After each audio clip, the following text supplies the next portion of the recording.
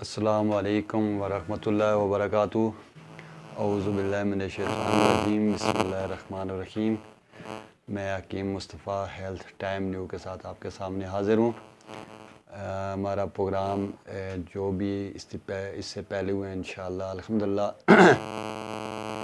اللہ تعالیٰ نے عزت دی ہے، اور جن بھائیوں نے بھی استعمال کیے ہیں الحمدللہ ان کو فائدہ بھی ہوا ہے، اور جو بھی انشاءاللہ ہم پروگرام کرتے ہیں وہ نیک نیتی سے کرتے ہیں۔ جو بھی انشاءاللہ نسخہ بتاتے ہیں اس میں جو بھی چیز بتائیں گے وہ انشاءاللہ پوری بتاتے ہیں۔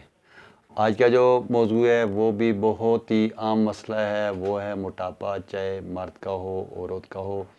یہ ایسا مسئلہ ہے کہ یہ ہر آدمی کو پریشان کرتا ہے، چلنے میں بھی اس کو تکلیف ہوتی ہے، اور محفل میں بھی وہ بدنما لگتا ہے، اور اس کا کوئی مستقل حل نہیں ہوتا ہے۔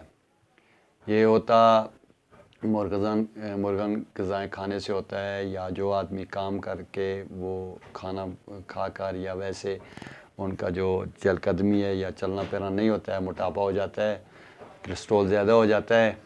تو یہ خاص کر جو میری مائیں بہنیں ہیں ان کا بھی ہو جاتا ہے، جو میرے مرد حضرات ہیں ان کا بھی ہو جاتا ہے، جو بھی جس عمر میں بھی ہیں، نوجوان ہیں یا بوڑھے ہیں۔ تو اس کا حل مستقل کوئی نہیں ہے۔ تو آج جو انشاءاللہ نسخہ بتائیں گے وہ آپ آزمائیں، انشاءاللہ 2-3 ہفتوں میں آپ کا یہ موٹاپا ختم ہو جائے گا۔ کرنا کیا ہے کہ آپ نے تنبا لینا ہے، یہ آدھا پاؤ لینا ہے، اور اس کو آپ نے دراڑ کر لینا ہے، موٹا موٹا کوٹ لینا ہے، اور اس کو آپ نے 1 کلو پانی میں رات کو بھگو دیں۔ صبح آپ نے اس میں 3 پاؤ چینی ملا کر آپ نے ایک شربت بنانا ہے۔ تنبا لینا ہے آدھا پاؤ، اور اس کو دراڑ کر لینا ہے، موٹا موٹا کوٹ لینا ہے، اور 1 کلو پانی کے اندر آپ نے رات کو بھگونا ہے۔ صبح آپ نے اس میں 3 پاؤ چینی ڈالنی ہے، اور یہ ایک شربت سا بن جائے گا۔